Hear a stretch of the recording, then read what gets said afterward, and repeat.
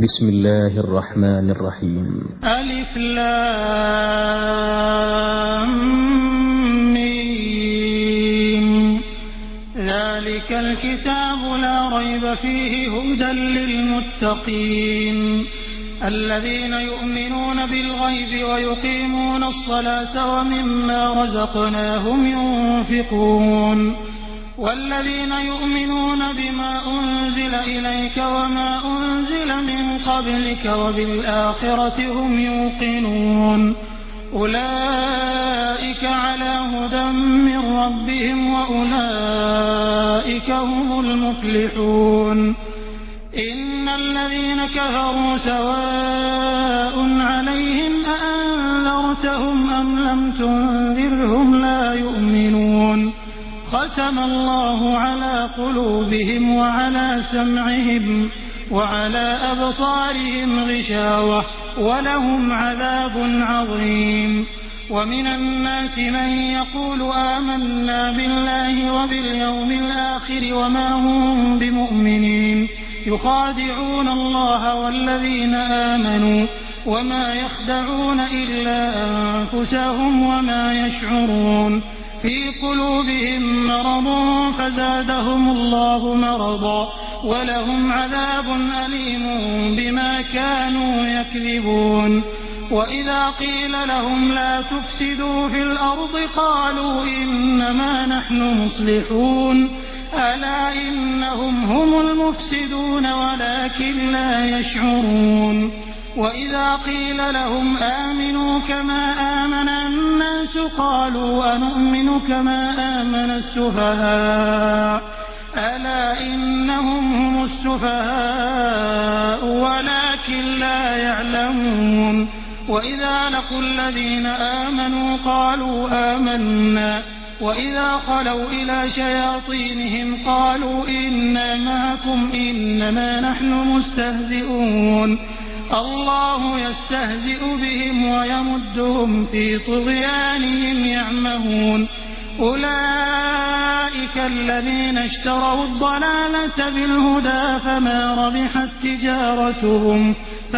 ربحت تجارتهم وما كانوا مهتدين. مثلهم كمثل الذي استوقد نارا فلما أضاءت ما حوله ذهب الله بنورهم وتركهم في ظلمات لا يبصرون. صم بكم عمي فهم لا يرجعون. أو كصيب من السماء فيه ظلمات ورعد وبرق يجعلون أصابعهم في آذانهم من الصواعق حذر الموت والله محيط بالكافرين. يكاد البرق يخطف أبصارهم كلما أضاء لهم مشوا فيه وإذا أظلم عليهم قاموا ولو شاء الله لذهب بسمعهم وأبصارهم إن الله على كل شيء قدير. يا أيها الناس اعبدوا ربكم الذي خلقكم والذين من قبلكم لعلكم تتقون الذي جعل لكم الأرض فراشا والسماء بناء وأنزل من السماء ماء فأخرج به من الثمرات رزقا لكم فلا تجعلوا لله أندادا وأنتم تعلمون. وإن كنتم في ريب مما نزلنا على عبدنا فأتوا بسورة من مثله وادعوا شهداءكم من دون الله إن كنتم صادقين فإن لم تفعلوا ولن تفعلوا فاتقوا النار التي وقودها الناس والحجارة أعدت للكافرين. وبشر الذين آمنوا وعملوا الصالحات أن لهم جنات تجري من تحتها الأنهار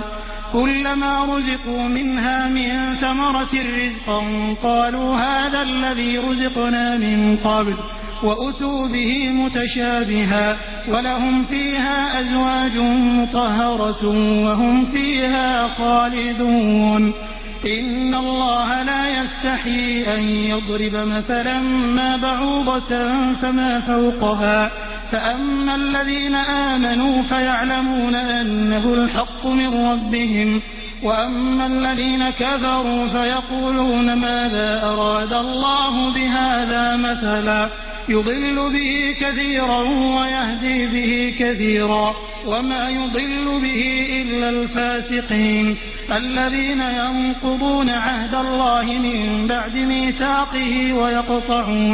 ويقطعون ما أمر الله به أن يوصل ويفسدون في الأرض أولئك هم الخاسرون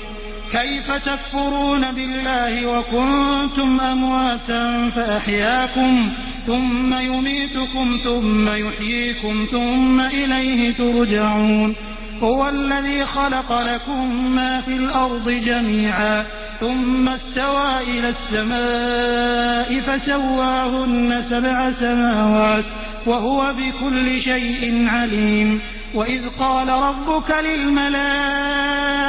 إني جاعل في الأرض خليفة قالوا أتجعل فيها من يفسد فيها ويسفك الدماء ونحن نسبح بحمدك ونقدس لك قال إني أعلم ما لا تعلمون وعلم آدم الأسماء كلها ثم عرضهم على الملائكة فقال أنبئوني بأسماء هؤلاء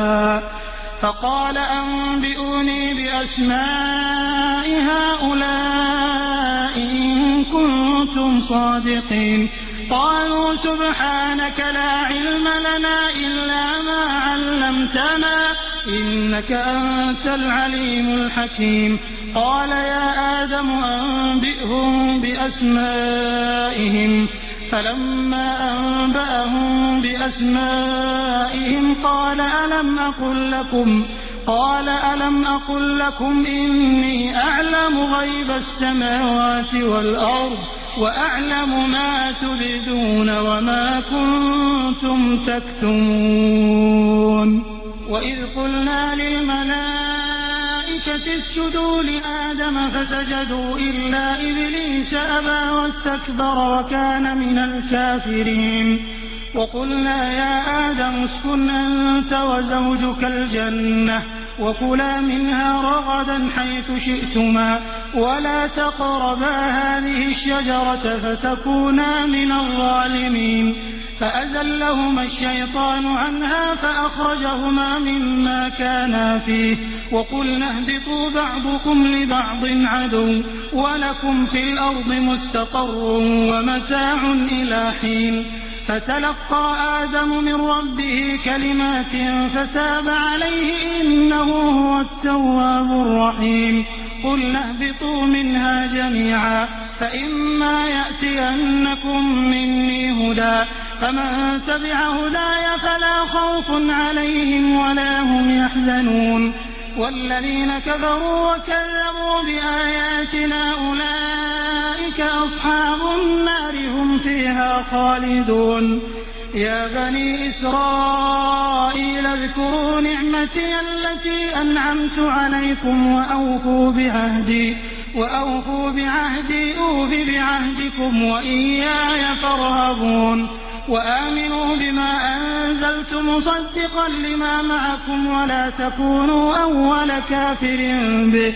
ولا تشتروا بآياتي ثمنا قليلا وإياي فاتقون ولا تلبسوا الحق بالباطل وتكتموا الحق وأنتم تعلمون وأقيموا الصلاة وآتوا الزكاة واركعوا مع الراكعين أتأمرون الناس بالبر وتنسون أنفسكم وأنتم تتلون الكتاب أفلا تعقلون واستعينوا بالصبر والصلاة وإنها لكبيرة إلا على الخاشعين الذين يظنون أنهم ملاقو ربهم وأنهم إليه راجعون يا بني إسرائيل اذكروا نعمتي التي أنعمت عليكم وأني فضلتكم على العالمين واتقوا يوما لا تجزي نفس عن نفس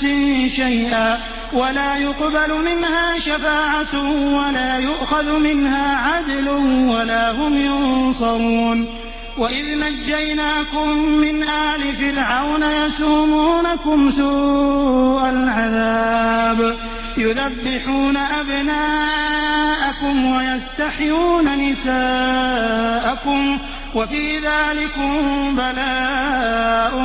من ربكم عظيم وإذ فرقنا بكم البحر فأنجيناكم وأغرقنا آل فرعون وأنتم تنظرون وإذ واعدنا موسى 40 ليلة ثم اتخذتم العجل من بعده وأنتم ظالمون ثم عفونا عنكم من بعد ذلك لعلكم تشكرون وإذ آتينا موسى الكتاب والفرقان لعلكم تهتدون وإذ قال موسى لقومه يا قوم إنكم ظلمتم أنفسكم باتخاذكم العجل فتوبوا إلى بارئكم فاقتلوا أنفسكم ذلكم خير لكم عند بارئكم فتاب عليكم إنه هو التواب الرحيم وإذ قلتم يا موسى لن نؤمن لك حتى نرى الله جهرا فأخذتكم الصاعقة وأنتم تنظرون ثم بعثناكم من بعد موتكم لعلكم تشكرون وظللنا عليكم الغمام وأنزلنا عليكم المن والسلوى كلوا من طيبات ما رزقناكم وما ظلمونا ولكن كانوا أنفسهم يظلمون وإذ قلنا ادخلوا هذه القرية فكلوا منها حيث شئتم رغدا وادخلوا الباب سجدا وقولوا حطة نغفر لكم خطاياكم وسنزيد المحسنين فبدل الذين ظلموا قولا غير الذي قيل لهم فأنزلنا على الذين ظلموا رجزا من السماء بما كانوا يفسقون وإذ استسقى موسى لقومه فقلنا اضرب بعصاك الحجر فانفجرت منه 12 عينا قد علم كل أناس مشربهم كلوا واشربوا من رزق الله ولا تعثوا في الأرض مفسدين وإذ قلتم يا موسى لن نصبر على طعام واحد فادع لنا ربك يخرج لنا مما تنبت الأرض من بقلها وقثائها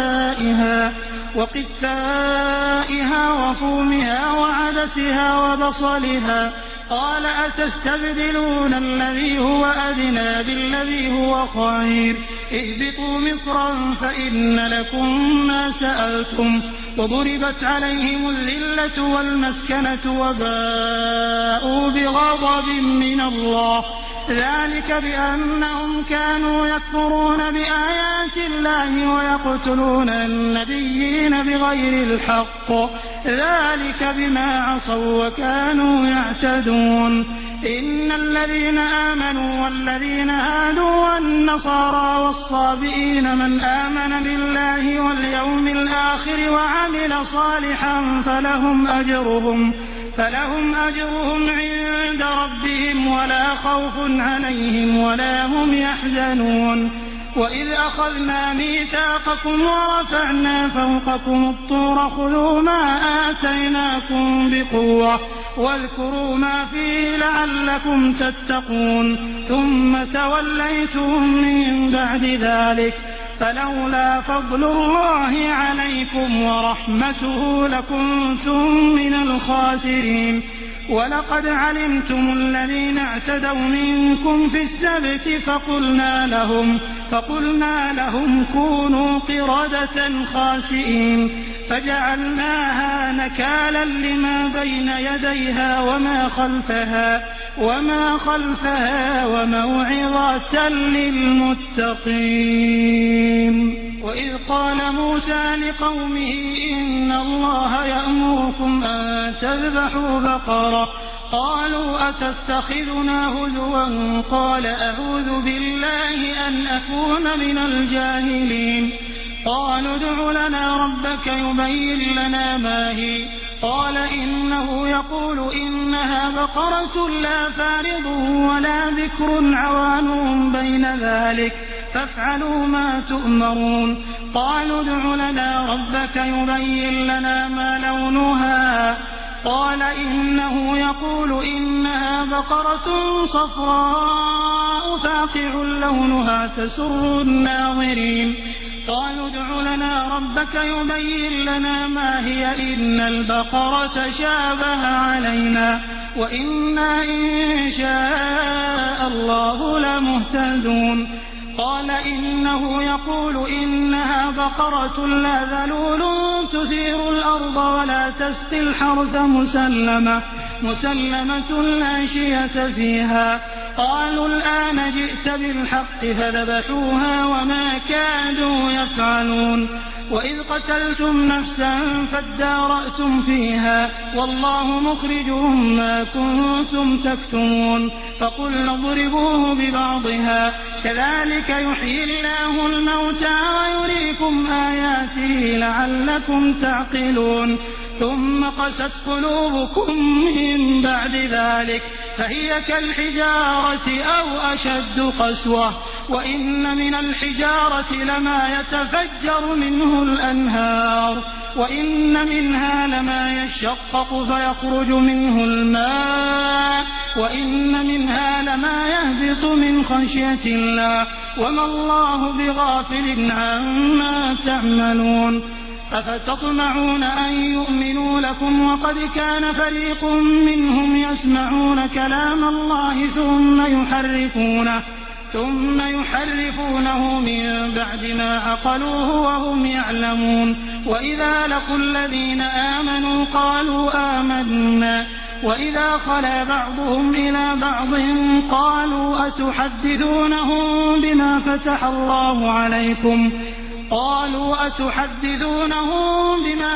الله عليكم ليحاجوكم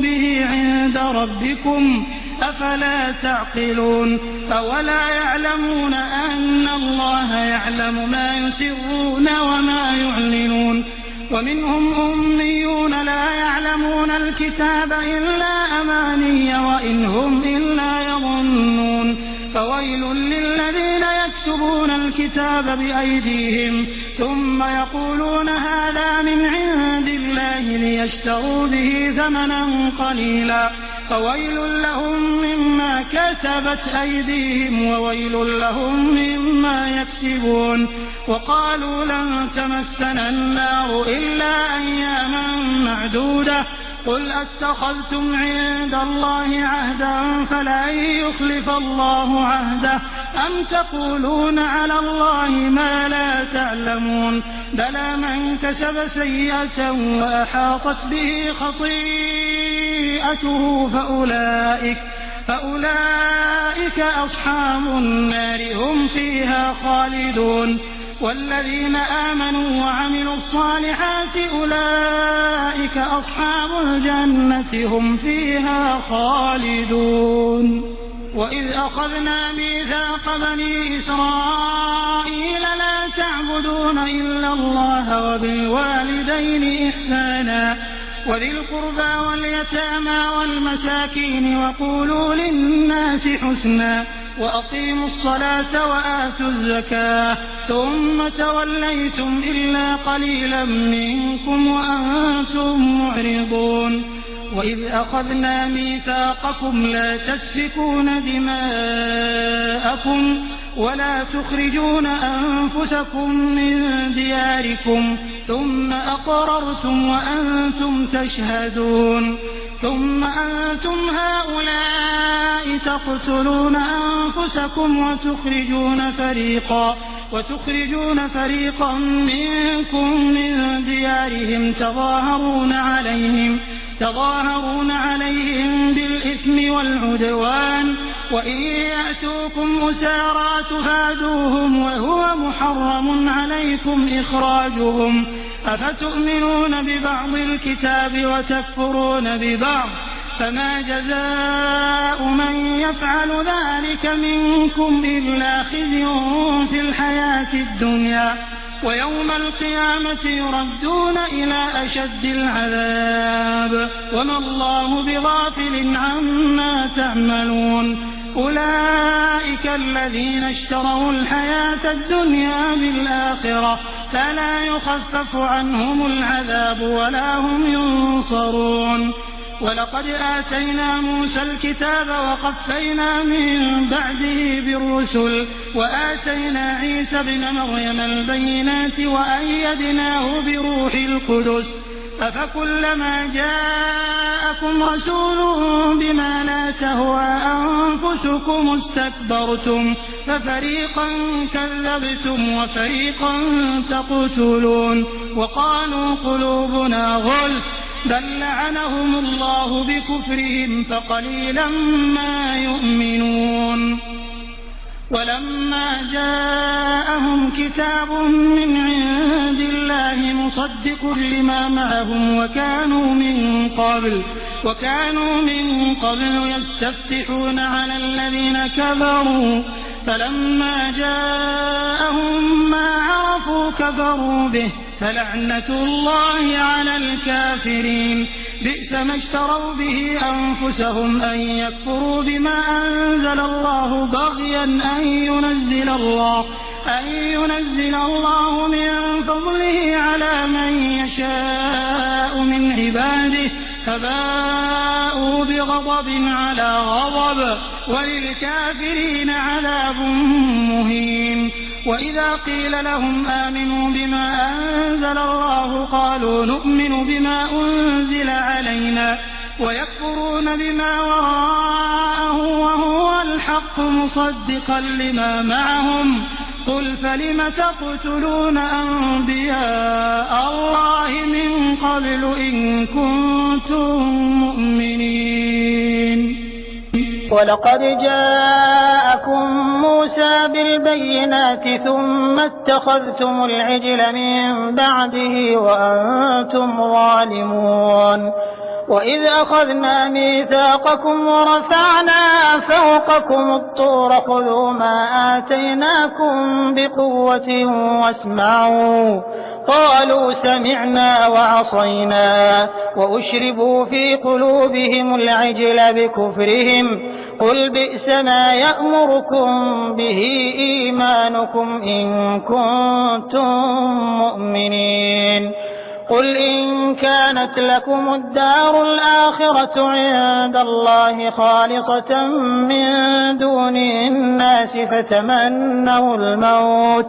فتمنوا الموت إن كنتم صادقين ولن يتمنوه أبدا بما قدمت أيديهم والله عليم بالظالمين ولتجدنهم أحرص الناس على حياة ومن الذين أشركوا يود أحدهم لو يعمر 1000 سنة وما هو بمزحزحه من العذاب أن يعمر والله بصير بما يعملون قل من كان عدوا لجبريل فإنه نزله على قلبك بإذن الله مصدقا لما بين يديه وهدى وبشرى للمؤمنين من كان عدوا لله وملائكته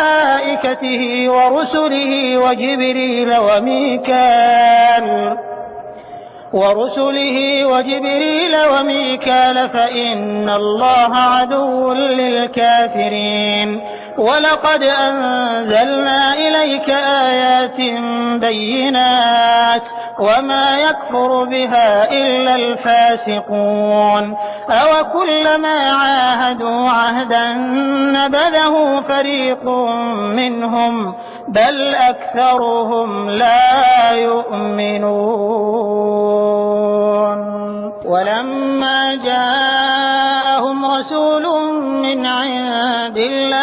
مصدق لما معهم نبذ فريق من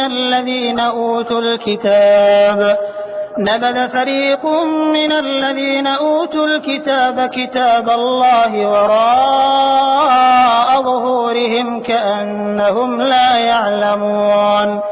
واتبعوا ما تتلو الشياطين على ملك سليمان وما كفر سليمان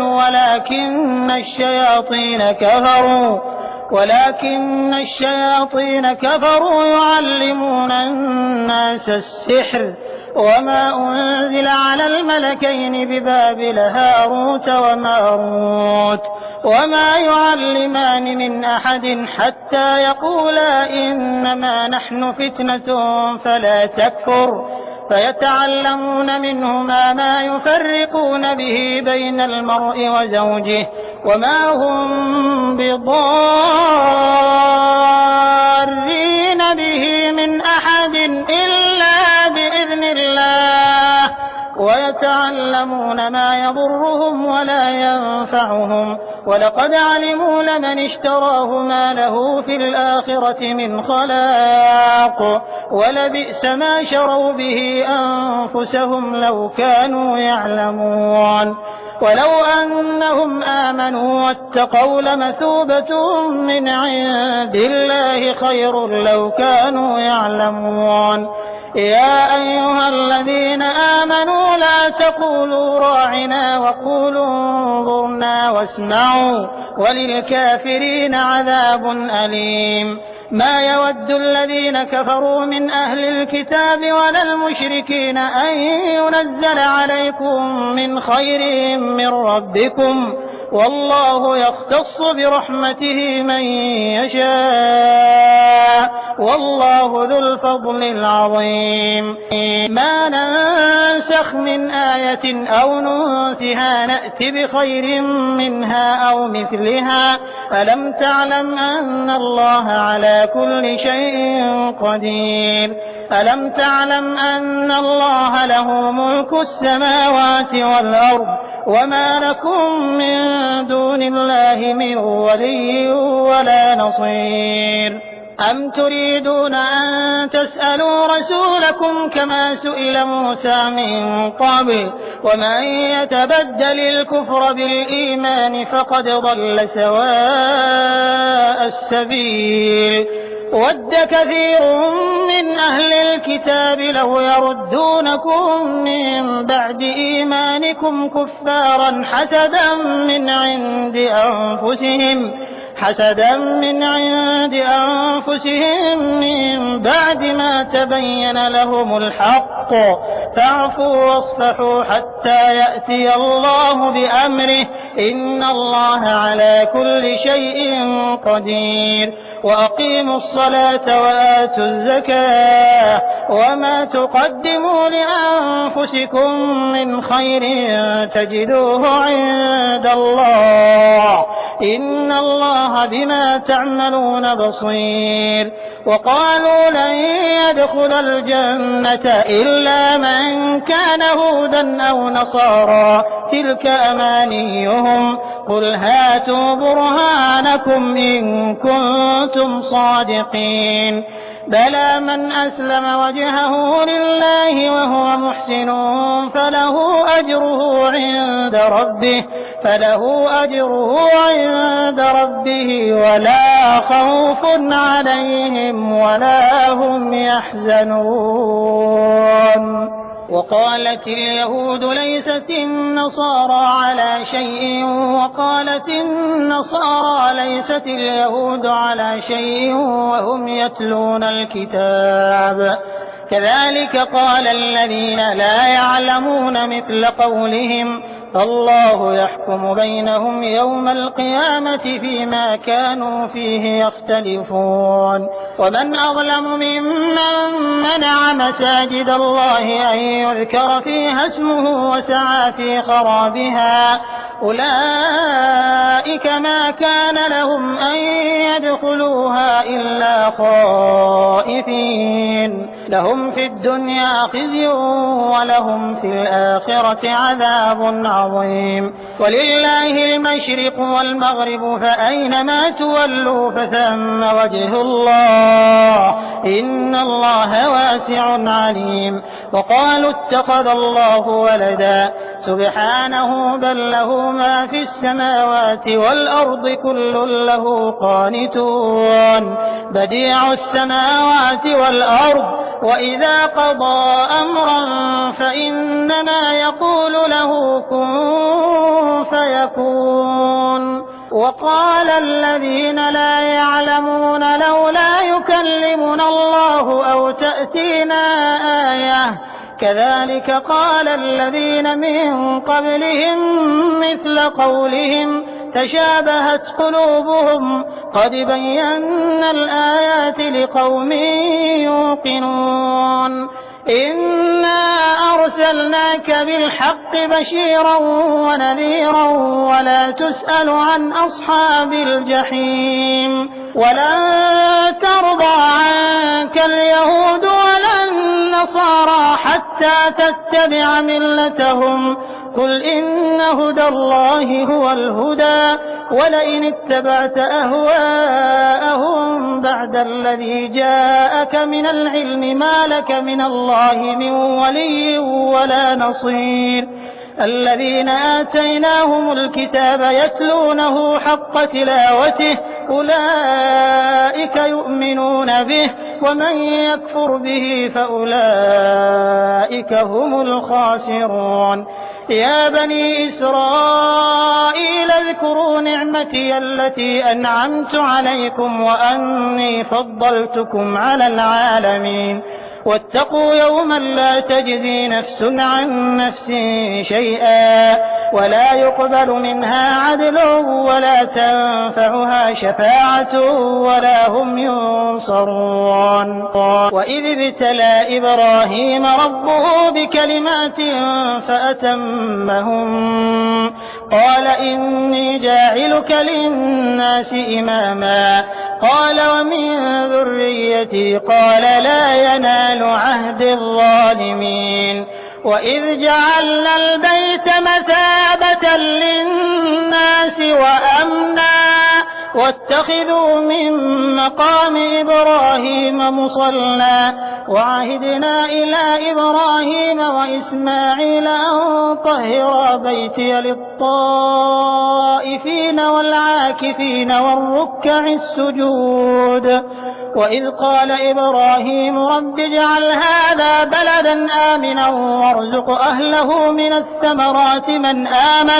من آمن منهم بالله واليوم الآخر قال ومن كفر فأمتعه قليلا ثم أضطره إلى عذاب النار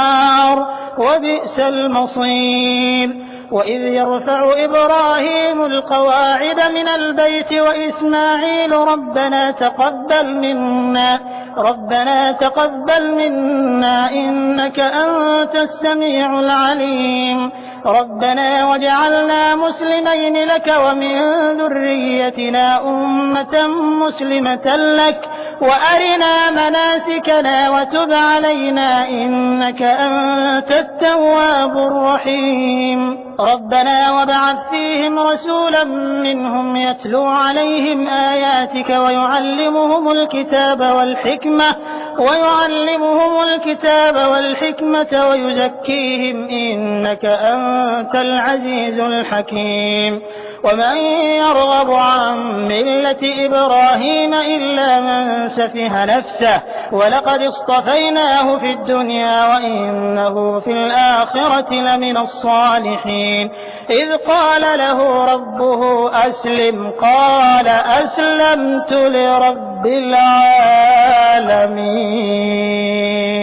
ووصى بها إبراهيم بنيه ويعقوب يا بني إن الله اصطفى لكم الدين فلا تموتن إلا وأنتم مسلمون أم كنتم شهداء إذ حضر يعقوب الموت إذ قال لبنيه ما تعبدون من بعدي قالوا نعبد إلهك وإله آبائك إبراهيم وإسماعيل وإسحاق إلها واحدا ونحن له مسلمون تلك أمة قد خلت لها ما كسبت ولكم ما كسبتم ولا تسألون عما كانوا يعملون وقالوا كونوا هودا أو نصارى تهتدوا قل بل ملة إبراهيم حنيفا وما كان من المشركين قولوا آمنا بالله وما أنزل إلينا وما أنزل إلى إبراهيم وإسماعيل وإسحاق ويعقوب والأسباط وما أوتي موسى وعيسى وما أوتي النبيون من ربهم لا نفرق بين أحد منهم ونحن له مسلمون فإن آمنوا بمثل ما آمنتم به فقد اهتدوا وإن تولوا فإنما هم في شقاق فسيكفيكهم الله وهو السميع العليم صبغة الله ومن أحسن من الله صبغة ونحن له عابدون قل أتحاجوننا في الله وهو ربنا وربكم ولنا أعمالنا ولكم أعمالكم ونحن له مخلصون أم تقولون إن إبراهيم وإسماعيل وإسحاق ويعقوب والأسباط كانوا هودا أو نصارى قل أأنتم أعلم أم الله ومن أظلم ممن كتم شهادة عنده من الله وما الله بغافل عما تعملون تلك أمة قد خلت لها ما كسبت ولكم ما كسبتم ولا تسألون عما كانوا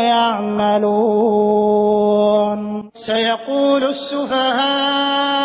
من الناس ما ولاهم عن قبلتهم التي كانوا عليها قل لله المشرق والمغرب يهدي من يشاء إلى صراط مستقيم وكذلك جعلناكم أمة وسطا لتكونوا شهداء على الناس ويكون الرسول عليكم شهيدا وما جعلنا القبلة التي كنت عليها إلا لنعلم من يتبع الرسول ممن ينقلب على عقبيه وإن كانت لكبيرة إلا على الذين هدى الله وما كان الله ليضيع إيمانكم إن الله بالناس لرؤوف رحيم قد نرى تقلب وجهك في السماء فلنولينك قبلة ترضاها فول وجهك شطر المسجد الحرام وحيث ما كنتم فولوا وجوهكم شطره وإن الذين أوتوا الكتاب ليعلمون أنه الحق من ربهم وما الله بغافل عما يعملون ولئن أتيت الذين أوتوا الكتاب بكل آية ما تبعوا قبلتك وما أنت بتابع قبلتهم وما بعضهم بتابع قبلة بعض ولئن اتبعت أهواءهم من بعد ما جاءك من العلم إنك إذا لمن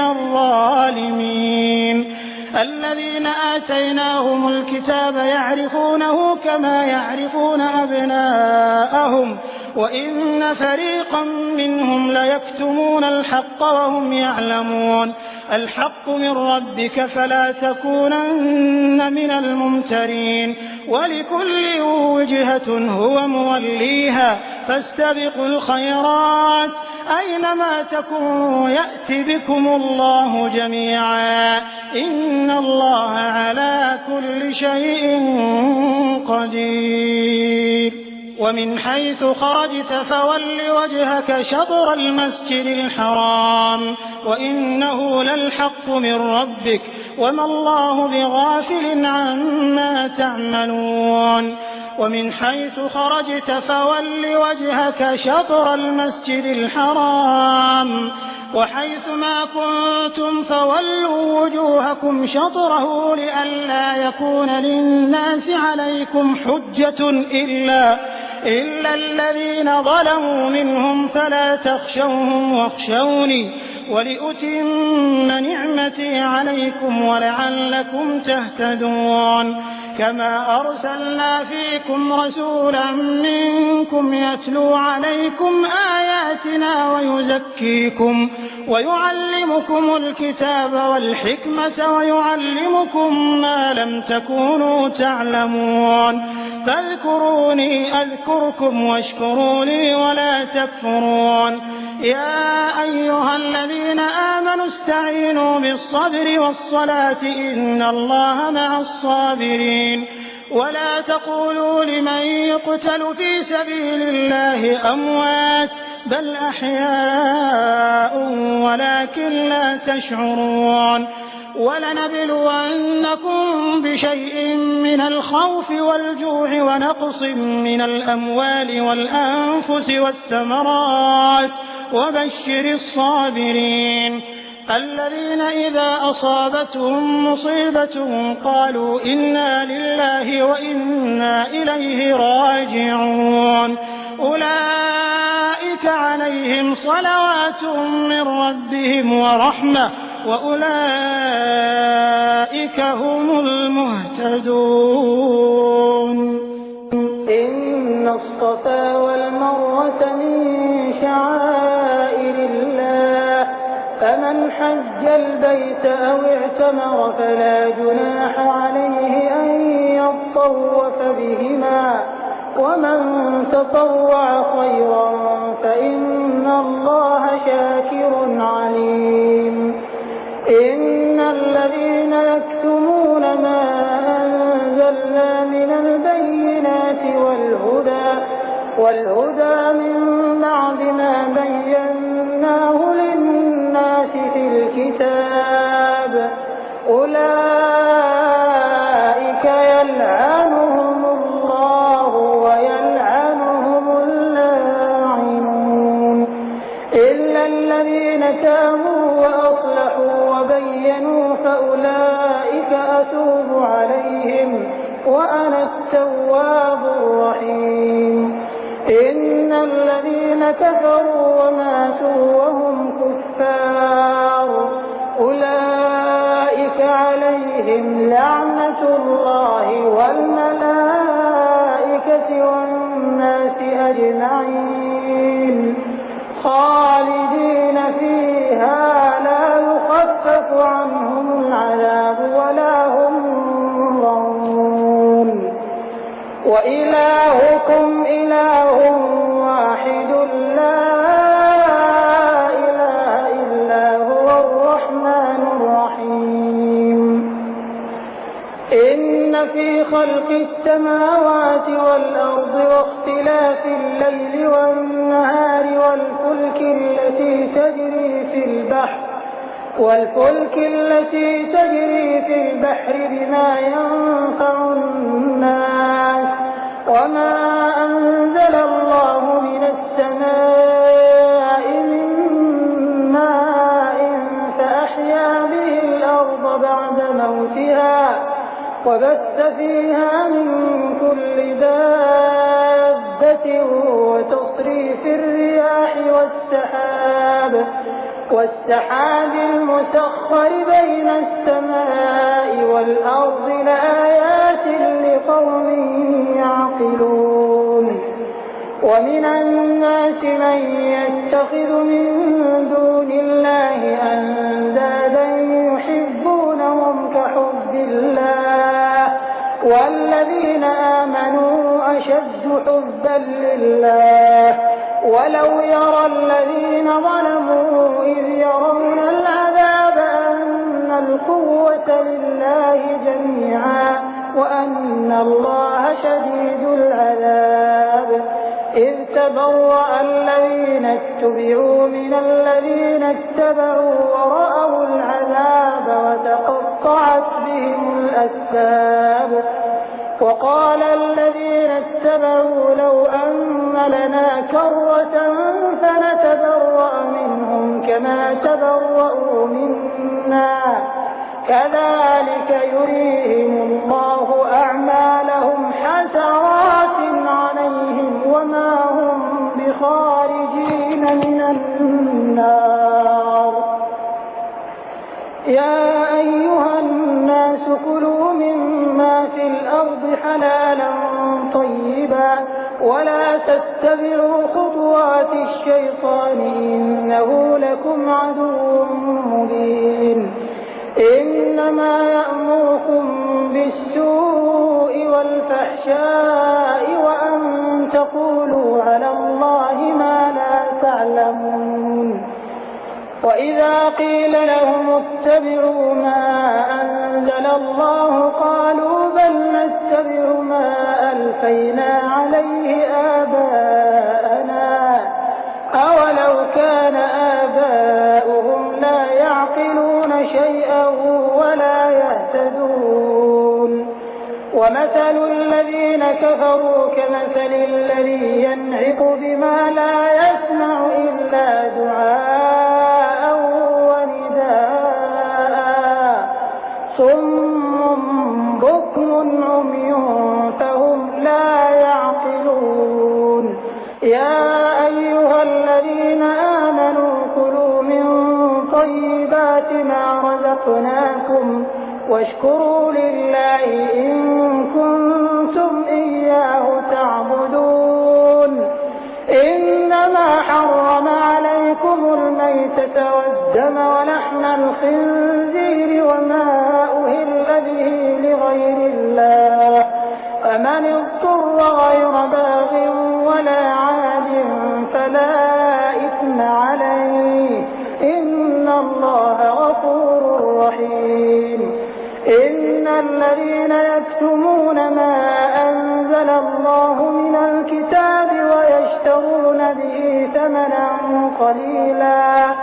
أولئك ما يأكلون في بطونهم إلا النار ولا يكلمهم الله يوم القيامة ولا يزكيهم ولهم عذاب أليم.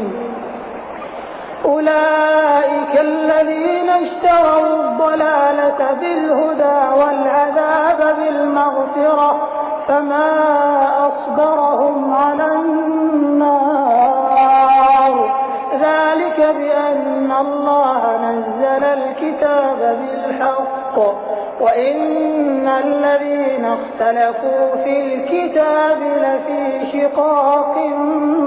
بعيد. ليس البر أن تولوا وجوهكم قبل المشرق والمغرب ولكن البر من آمن بالله واليوم الآخر والملائكة والكتاب والنبيين وآتى المال على حبه ذوي القربى واليتامى والمساكين وابن السبيل والسائلين وفي الرقاب وأقام الصلاة وآتى الزكاة والموفون بعهدهم إذا عاهدوا والصابرين في البأساء والضراء وحين البأس أولئك الذين صدقوا وأولئك هم المتقون.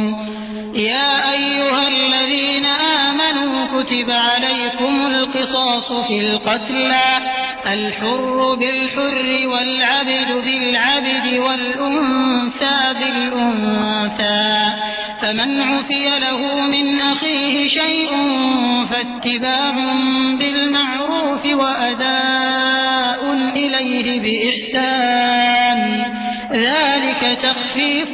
من ربكم ورحمة فمن اعتدى بعد ذلك فله عذاب أليم ولكم في القصاص حياة يا أولي الألباب لعلكم تتقون كتب عليكم إذا حضر أحدكم الموت إن ترك خيرا الوصية للوالدين والأقربين بالمعروف حقا على المتقين فمن بدله بعدما سمعه فإنما إثمه على الذين يبدلونه إن الله سميع عليم فمن خاف من موص جنفا أو إثما فأصلح بينهم فلا إثم عليه إن الله غفور رحيم يا أيها الذين آمنوا كتب عليكم الصيام كما كتب على الذين من قبلكم لعلكم تتقون أياما معدودات فمن كان منكم مريضا أو على سفر فعدة من أيام أخر وعلى الذين يطيقونه فدية طعام مسكين فمن تطوع خيرا فهو خير له وأن تصوموا خير لكم إن كنتم تعلمون شهر رمضان الذي أنزل فيه القرآن هدى للناس وبينات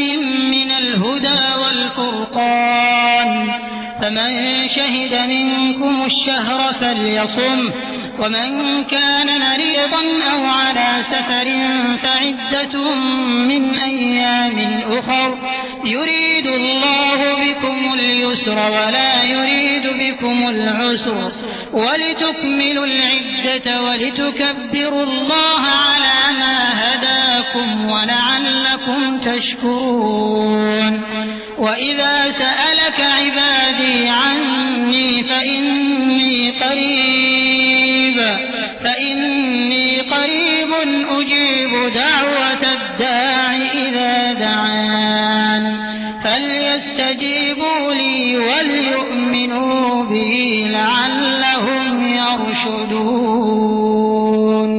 أحل لكم ليلة الصيام الرفث إلى نسائكم هن لباس لكم وأنتم لباس لهن علم الله أنكم كنتم تختانون أنفسكم فتاب عليكم وعفى عنكم فالآن باشروهن وابتغوا ما كتب الله لكم وكلوا واشربوا حتى يتبين لكم الخيط الأبيض من الخيط الأسود من الفجر ثم أتموا الصيام إلى الليل ولا تباشروهن وأنتم عاكفون في المساجد تلك حدود الله فلا تقربوها كذلك يبين الله آياته للناس لعلهم يتقون ولا تأكلوا أموالكم بينكم بالباطل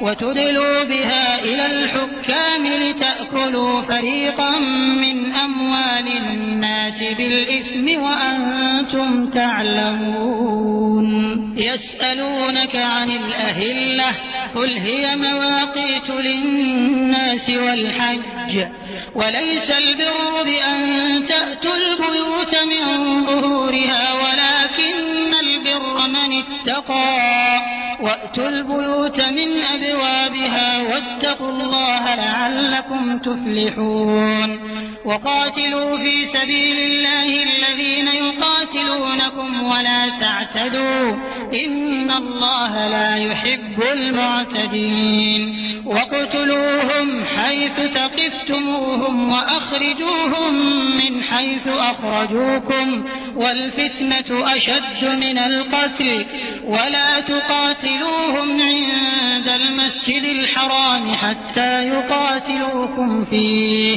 فإن قاتلوكم فاقتلوهم كذلك جزاء الكافرين فإن انتهوا فإن الله غفور رحيم وقاتلوهم حتى لا تكون فتنة ويكون الدين لله فإن انتهوا فلا عدوان إلا على الظالمين الشهر الحرام بالشهر الحرام والحرمات قصاص فمن اعتدى عليكم فاعتدوا عليه بمثل ما اعتدى عليكم واتقوا الله واعلموا أن الله مع المتقين وأنفقوا في سبيل الله ولا تلقوا بأيديكم إلى التهلكة وأحسنوا إن الله يحب المحسنين وأتموا الحج والعمرة لله فإن أحصرتم فما استيسر من الهدي ولا تحلقوا رؤوسكم حتى يبلغ الهدي محله فمن كان منكم مريضا أو به أذى من رأسه ففدية من صيام أو صدقة أو نسك فإذا أمنتم فمن تمتع بالعمرة إلى الحج فما استيسر من الهدي فمن لم يجد فصيام 3 أيام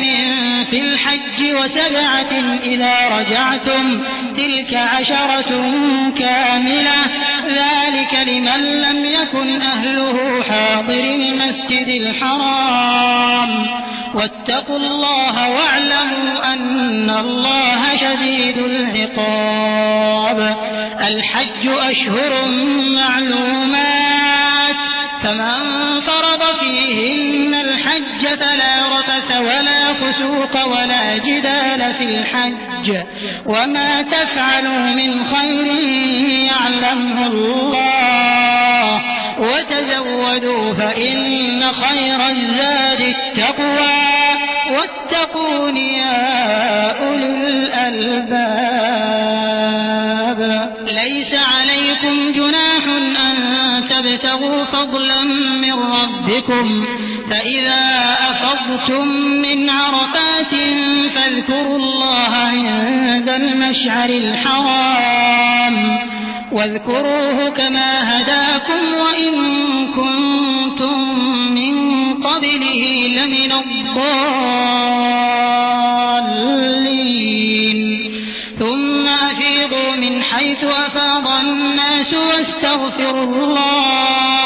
إن الله غفور رحيم فإذا قضيتم مناسككم فاذكروا الله كذكركم آباءكم أو أشد ذكرا فمن الناس من يقول ربنا آتنا في الدنيا وما له في الآخرة من خلاق ومنهم من يقول ربنا آتنا في الدنيا حسنة وفي الآخرة حسنة وقنا عذاب النار أولئك لهم نصيب مما كسبوا والله سريع الحساب واذكروا الله في أيام معدودات فمن تعجل في يومين فلا إثم عليه ومن تأخر فلا إثم عليه لمن اتقى واتقوا الله واعلموا أنكم إليه تحشرون ومن الناس من يعجبك قوله في الحياة الدنيا ويشهد الله على ما في قلبه وهو ألد الخصام وإذا تولى سعى في الأرض ليفسد فيها ويهلك الحرث والنسل والله لا يحب الفساد وإذا قيل له يتق الله أخذته العزة بالإثم فحسبه جهنم ولبئس المهاد ومن الناس من يشري نفسه ابتغاء مرضات الله والله رؤوف بالعباد يا أيها الذين آمنوا ادخلوا في السلم كافة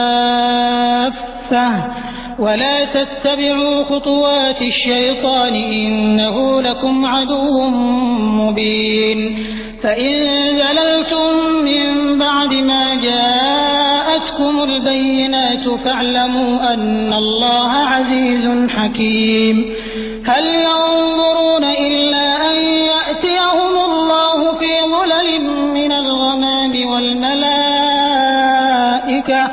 وقضي الأمر وإلى الله ترجع الأمور سل بني إسرائيل كم آتيناهم من آية بينة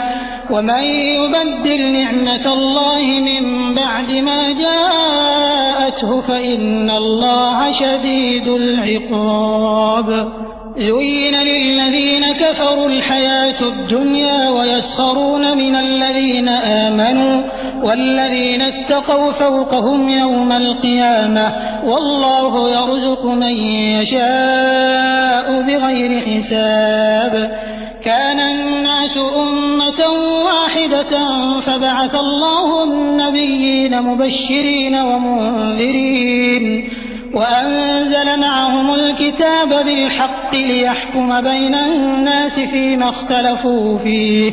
وما اختلف فيه إلا الذين أوتوه من بعد ما جاءتهم البينات بغيا بينهم فهدى الله الذين آمنوا لما اختلفوا فيه من الحق بإذنه والله يهدي من يشاء إلى صراط مستقيم أم حسبتم أن تدخلوا الجنة ولما يأتكم مثل الذين خلوا من قبلكم مستهم البأساء والضراء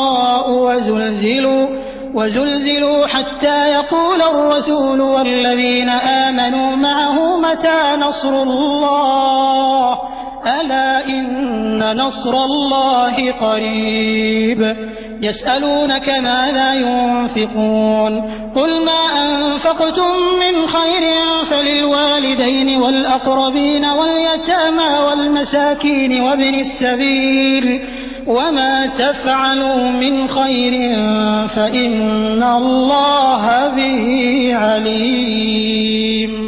كتب عليكم القتال وهو كره لكم وعسى أن تكرهوا شيئا وهو خير لكم وعسى أن تحبوا شيئا وهو شر لكم والله يعلم وأنتم لا تعلمون يسألونك عن الشهر الحرام قتال فيه قل قتال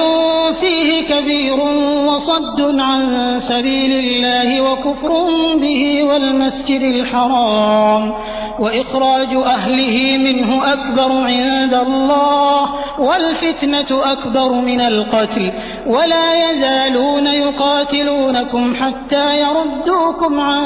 دينكم إن استطاعوا ومن يرتد منكم عن دينه فيمت وهو كافر فأولئك حبطت أعمالهم في الدنيا والآخرة وأولئك أصحاب النار هم فيها خالدون إن الذين آمنوا والذين هاجروا وجاهدوا في سبيل الله أولئك يرجون رحمة الله والله غفور رحيم يسألونك عن الخمر والميسر قل فيهما إثم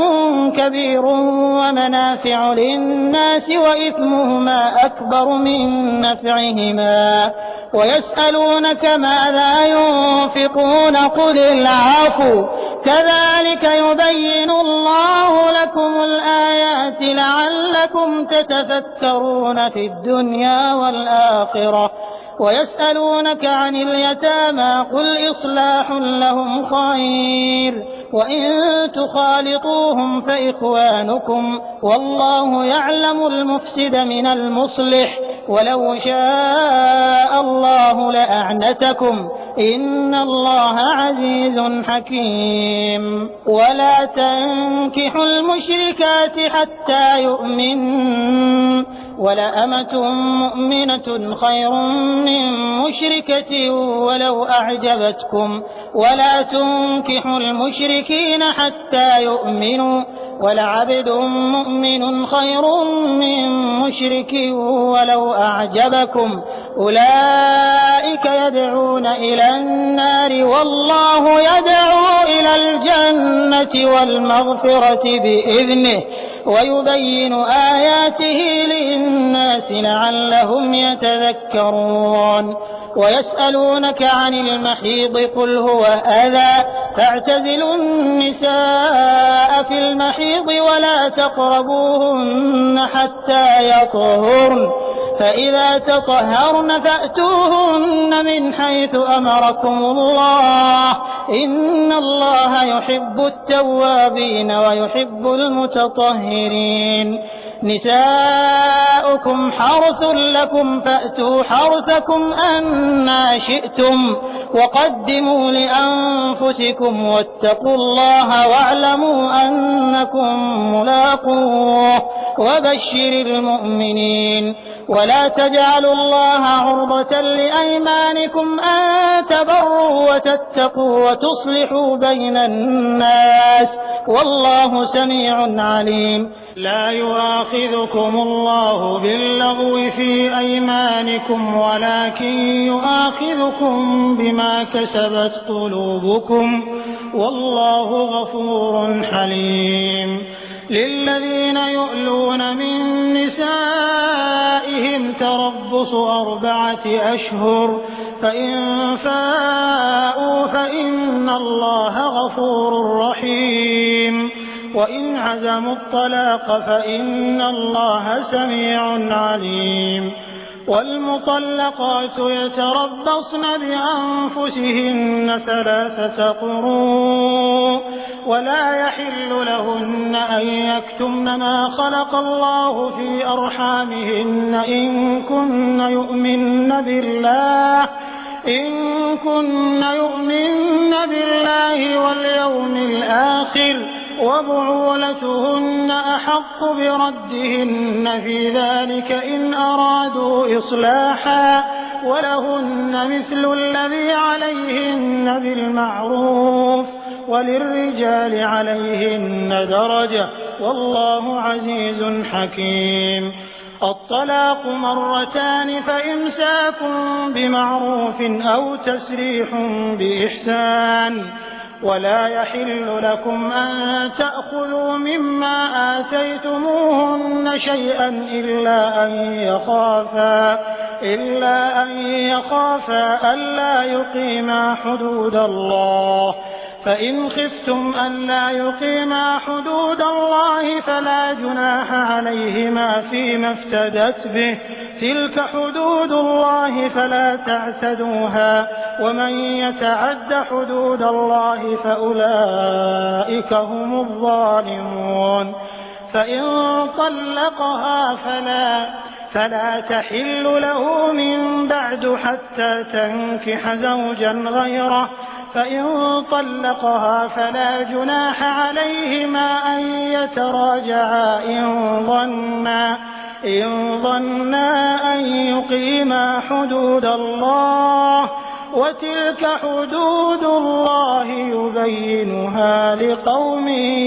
يعلمون وإذا طلقتم النساء فبلغن أجلهن فأمسكوهن بمعروف أو سرحوهن بمعروف ولا تمسكوهن ضرارا لتعتدوا ومن يفعل ذلك فقد ظلم نفسه ولا تتخذوا آيات الله هزوا واذكروا نعمة الله عليكم وما أنزل عليكم من الكتاب والحكمة يعظكم به واتقوا الله واعلموا أن الله بكل شيء عليم. وإذا طلقتم النساء فبلغن أجلهن فلا تعضلوهن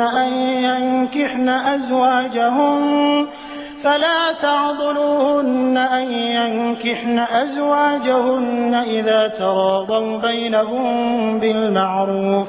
ذلك يوعظ به من كان منكم يؤمن بالله واليوم الآخر، ذلكم أزكى لكم وأطهر، والله يعلم وأنتم لا تعلمون. والوالدات يرضعن أولادهن حولين كاملين لمن أراد أن يتم الرضاعة، وعلى المولود له رزقهن وكسوتهن بالمعروف، لا تكلف نفس إلا وسعها، لا تضار والدة بولدها ولا مولود له بولده، وعلى الوارث مثل ذلك، فإن أرادا فصالا عن تراض منهما وتشاور فلا جناح عليهما، وإن أردتم أن تسترضعوا أولادكم فلا جناح عليكم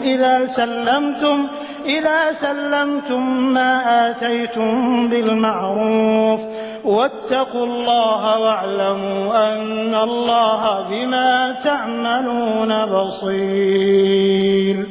والذين يتوفون منكم ويذرون أزواجا يتربصن بأنفسهن 4 أشهر وعشرا،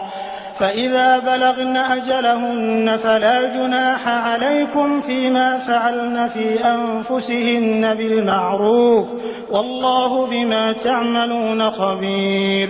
ولا جناح عليكم فيما عرضتم به من خطبة النساء أو أكننتم في أنفسكم، علم الله أنكم ستذكرونهن ولكن لا تواعدوهن سرا إلا أن تقولوا قولا معروفا، ولا تعزموا عقدة النكاح حتى يبلغ الكتاب أجله، واعلموا أن الله يعلم ما في أنفسكم فاحذروه، واعلموا أن الله غفور حليم. لا جناح عليكم إن طلقتم النساء ما لم تمسوهن أو تفرضوا لهن فريضة، ومتعوهن على الموسع قدره وعلى المقتر قدره متاعا بالمعروف حقا على المحسنين. وإن طلقتموهن من قبل أن تمسوهن وقد فرضتم لهن فريضة فنصف ما فرضتم إلا أن يعفون أو يعفو الذي بيده عقدة النكاح، وأن تعفوا أقرب للتقوى، ولا تنسوا الفضل بينكم، إن الله بما تعملون بصير. حافظوا على الصلوات والصلاة الوسطى وقوموا لله قانتين، فإن خفتم فرجالا أو ركبانا، فإذا أمنتم فاذكروا الله كما علمكم ما لم تكونوا تعلمون. والذين يتوفون منكم ويذرون أزواجا وصية لأزواجهم متاعا إلى الحول غير إخراج، فإن خرجن فلا جناح عليكم فيما فعلن في أنفسهن من معروف، والله عزيز حكيم. وللمطلقات متاع بالمعروف حقا على المتقين، كذلك يبين الله لكم آياته لعلكم تعقلون. ألم تر إلى الذين خرجوا من ديارهم وهم ألوف حذر الموت فقال لهم الله موتوا ثم أحياهم، إن الله لذو فضل على الناس ولكن أكثر الناس لا يشكرون. وقاتلوا في سبيل الله واعلموا أن الله سميع عليم من ذا الذي يقرض الله قرضا حسنا فيضاعفه له أضعافا كثيرة والله يقبض ويبسط وإليه ترجعون ألم تر إلى الملأ من بني إسرائيل من بعد موسى إذ قالوا لنبي له مبعث لنا ملكا نقاتل في سبيل الله قال هل عسيتم إن كتب عليكم القتال ألا تقاتلوا قالوا وما لنا ألا نقاتل في سبيل الله وقد أخرجنا من ديارنا وأبنائنا فلما كتب عليهم القتال تولوا إلا قليلا منهم والله عليم بالظالمين وقال لهم نبيهم إن الله قد بعث لكم طالوت ملكا قالوا أنى يكون له الملك علينا ونحن أحق بالملك منه ولم يؤت سعة من المال قال إن الله اصطفاه عليكم وزاده بسطة في العلم والجسم والله يؤتي ملكه من يشاء والله واسع عليم وقال لهم نبيهم إن آية ملكه أن يأتيكم التابوت فيه سكينة من ربكم وبقية مما ترك آل موسى وآل هارون تحمله الملائكة إن في ذلك لآية لكم إن كنتم مؤمنين فلما فصل طالوت بالجنود قال إن الله مبتليكم بنهر فمن شرب منه فليس مني ومن لم يطعمه فإنه مني إلا من اغترف غرفة بيده فشربوا منه إلا قليلا منهم فلما جاوزه هو والذين آمنوا معه قالوا لا طاقة لنا اليوم بجالوت وجنوده قال الذين يظنون أنهم ملاقوا الله كم من فئة قليلة غلبت فئة كثيرة بإذن الله والله مع الصابرين ولما برزوا لجالوت وجنوده قالوا ربنا أفرغ علينا صبرا وثبت أقدامنا وانصرنا على القوم الكافرين فهزموهم بإذن الله وقتل داود جالوت وآتاه الله الملك والحكمة وعلمه مما يشاء ولولا دفع الله الناس بعضهم ببعض لفسدت الأرض ولكن الله ذو فضل على العالمين تلك آيات الله نتلوها عليك بالحق وإنك لمن المرسلين. أعوذ بالله من الشيطان الرجيم. تلك الرسل فضلنا بعضهم على بعض منهم من كلم الله ورفع بعضهم درجات وآتينا عيسى ابن مريم البينات وأيدناه بروح القدس ولو شاء الله ما اقتتل الذين من بعدهم من بعد ما جاءتهم البينات ولكن اختلفوا فمنهم من آمن ومنهم من كفر ولو شاء الله ما اقتتلوا ولكن الله يفعل ما يريد. يا أيها الذين آمنوا أنفقوا مما رزقناكم من قبل أن يأتي يوم لا بيع فيه ولا خلة ولا شفاعة والكافرون هم الظالمون. الله لا إله إلا هو الحي القيوم لا تأخذه سنة ولا نوم له ما في السماوات وما في الأرض من ذا الذي يشفع عنده إلا بإذنه يعلم ما بين أيديهم وما خلفهم ولا يحيطون بشيء من علمه إلا بما شاء وسع كرسيه السماوات والأرض ولا يؤوده حفظهما وهو العلي العظيم لا إكراه في الدين قد تبين الرشد من الغي فمن يكفر بالطاغوت ويؤمن بالله فقد استمسك بالعروة الوثقى لا انفصام لها والله سميع عليم الله ولي الذين آمنوا يخرجهم من الظلمات إلى النور والذين كفروا أولياؤهم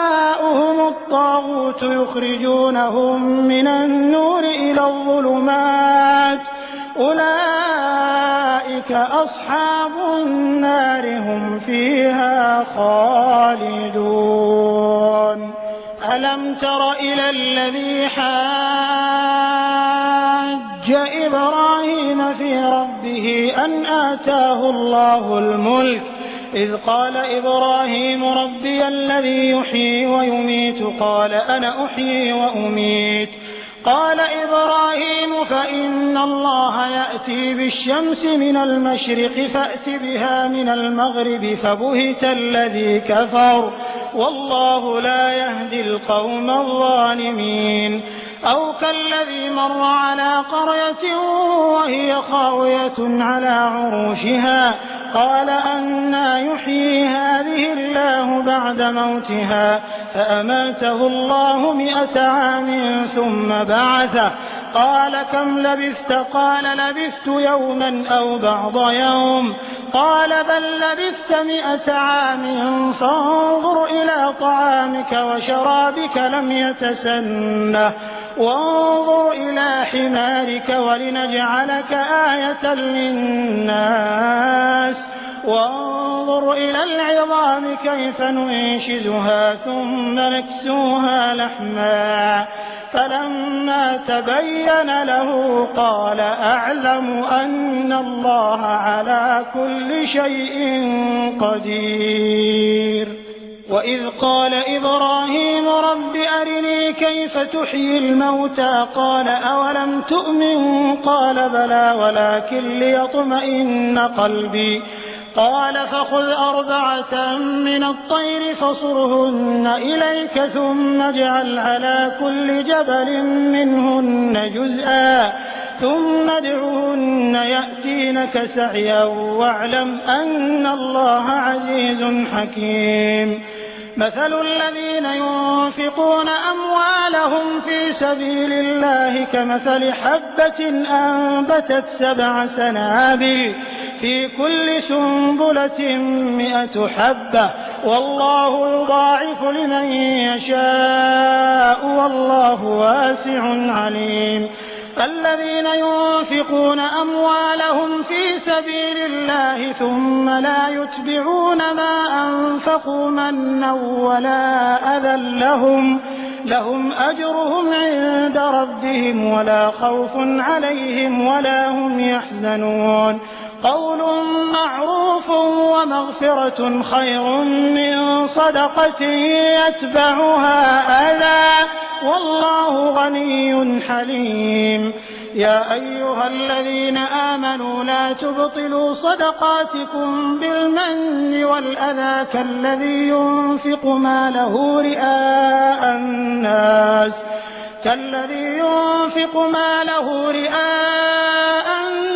ولا يؤمن بالله واليوم الآخر فمثله كمثل صفوان عليه تراب فأصابه وابل فتركه صلدا لا يقدرون على شيء مما كسبوا والله لا يهدي القوم الكافرين ومثل الذين ينفقون أموالهم ابتغاء مرضات الله وتثبيتا من أنفسهم كمثل جنة بربوة أصابها وابل فآتت أكلها ضعفين فإن لم يصبها وابل فطل والله بما تعملون بصير. أيود أحدكم أن تكون له جنة من نخيل وأعناب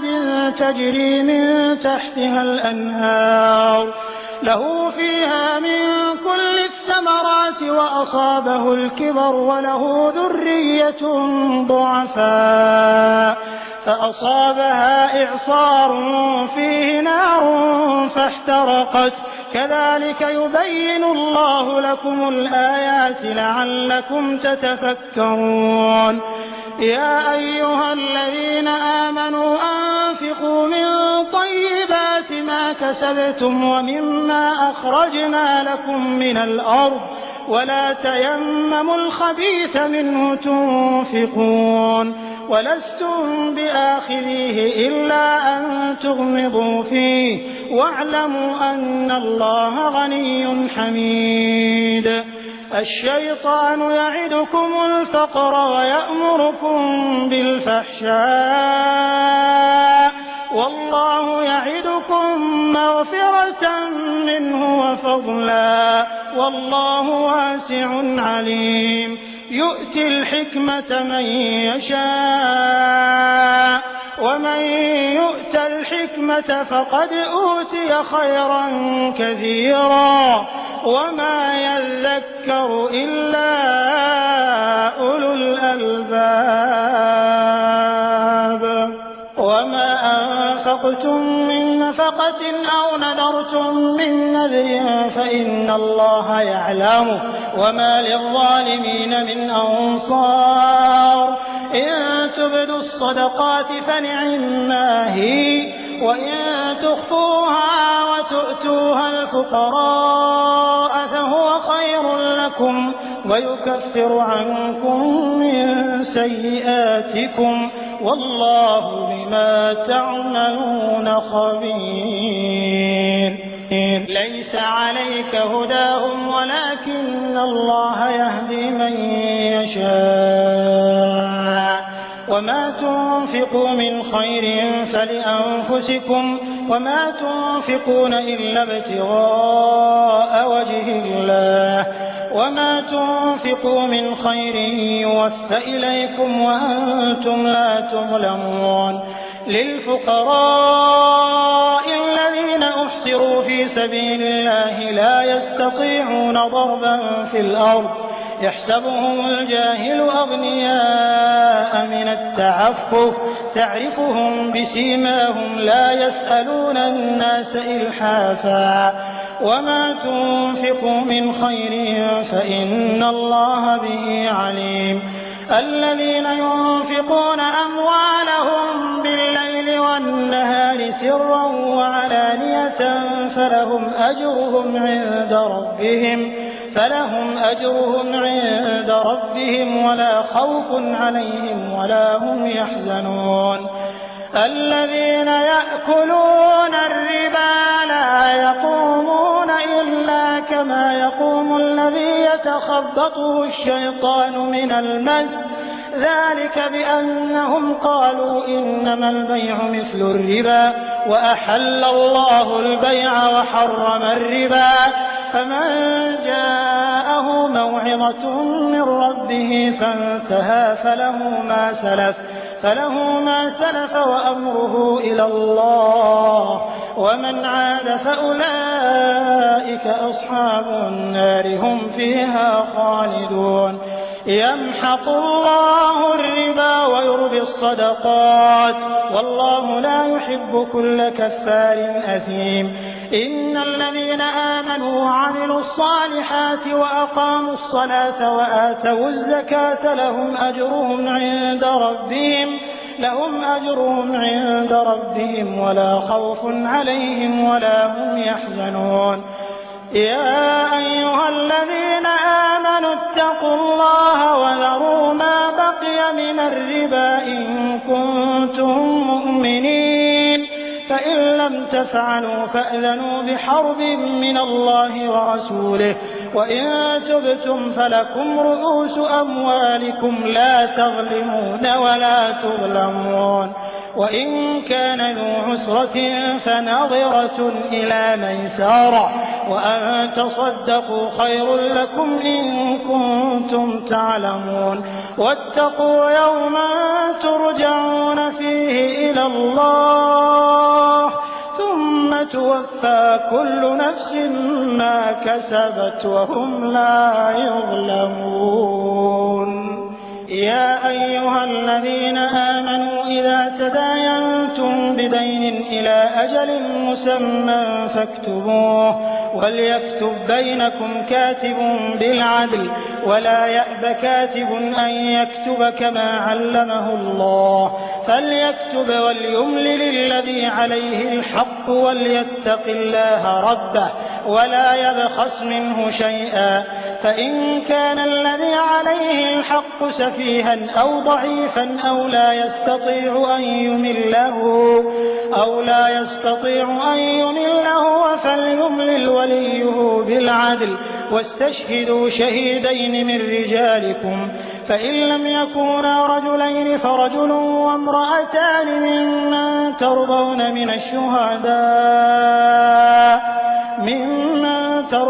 من الشهداء أن تضل إحداهما فتذكر إحداهما الأخرى ولا يأبى الشهداء إذا ما دعوا ولا تسأموا أن تكتبوه صغيرا أو كبيرا إلى أجله ذلكم أقسط عند الله وأقوم للشهادة وأدنى ألا ترتابوا إلا أن تكون تجارة حاضرة تديرونها بينكم فليس عليكم جناح ألا تكتبوها وأشهدوا إذا تبايعتم ولا يضار كاتب ولا شهيد وإن تفعلوا فإنه فسوق بكم واتقوا الله ويعلمكم الله والله بكل شيء عليم. وإن كنتم على سفر ولم تجدوا كاتبا فرهان مقبوضة فإن أمن بعضكم بعضا فليؤدي الذي ائتمن أمانته وليتق الله ربه ولا تكتموا الشهادة ومن يكتمها فإنه آثم قلبه والله بما تعملون عليم. لله ما في السماوات وما في الأرض وإن تبدوا ما في أنفسكم أو تخفوه يحاسبكم به الله فيغفر لمن يشاء ويعذب من يشاء والله على كل شيء قدير. آمن الرسول بما أنزل إليه من ربه والمؤمنون كل آمن بالله وملائكته وكتبه ورسله لا نفرق بين أحد من رسله وقالوا سمعنا وأطعنا غفرانك ربنا وإليك المصير. لا يكلف الله نفسا إلا وسعها لها ما كسبت وعليها ما اكتسبت ربنا لا تؤاخذنا إن نسينا أو أخطأنا ربنا ولا تحمل علينا إصرا كما حملته على الذين من قبلنا ربنا ولا تحملنا ما لا طاقة لنا به واعف عنا واغفر لنا وارحمنا أنت مولانا فانصرنا على القوم الكافرين.